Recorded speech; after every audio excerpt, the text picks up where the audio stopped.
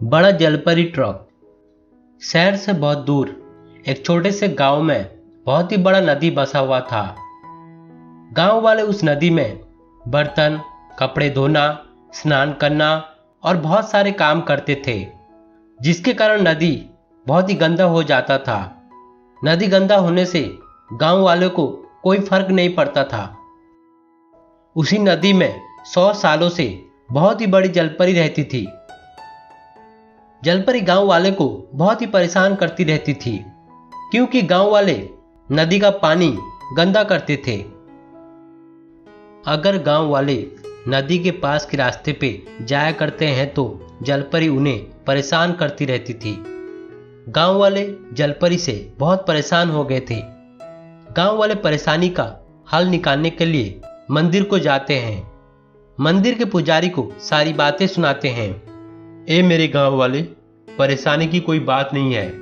मैं जो कहता हूं तुम्हें वो काम करना होगा। अगर ये काम करते तो जलपरी से छुटकारा मिल जाएगा। जो भी काम होगा हम सब मिलकर करेंगे। तुम सबको 3 काम करना होगा। पहला काम है, कोई भी एक आदमी जंगल को जाना होगा। उसी जंगल से एक गेंदू फूल लाना होगा। उस फूल को नदी में फेंक देना।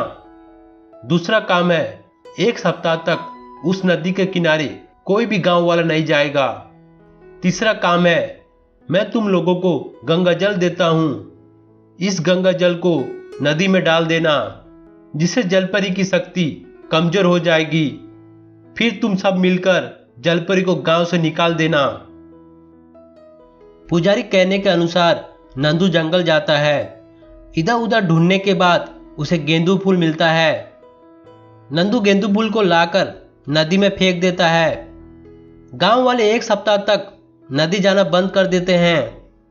पुजारी से लिए गए गंगा जल को नदी में फेंक देते हैं। गांव वाले ये 3 काम करने के बाद जलपरी की शक्ति कमजोर होने लगी। थोड़ी देर बाद जलपरी नदी के किनारे बेहोश हो गई। गांव वाले ये सब देखकर खुश हो गए। गांव वाले एक बड़ा ट्रक मंगवाते हैं और जलपरी को ट्रक में रखकर गांव से दूर भगा देते हैं। थोड़ी देर बाद नदी का पानी सूख जाता है। यह देखकर गांव वाले घबरा जाते हैं। अरे ये क्या हुआ? नदी का पानी किधर गायब हो गया? गांव वाले तुरंत पुजारी के पास जाते हैं और सारी बातें सुनाते हैं। ये बात सुनकर पुजारी हैरान हो जाता है।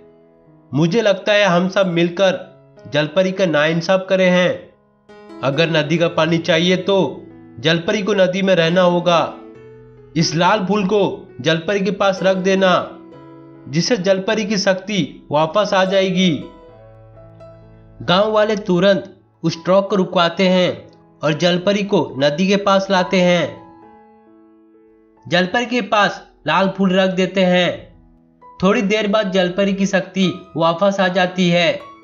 ए जलपरी, हम सबको माफ कर दो। आज से इस नदी को गंदा नहीं करेंगे और इस नदी को साफ रखेंगे। जलपरी गांव वाले की बातें सुनकर खुश हो जाती है और उन्हें माफ कर देती है, जिसके बाद गांव वाले खुशी खुशी रहने लगे।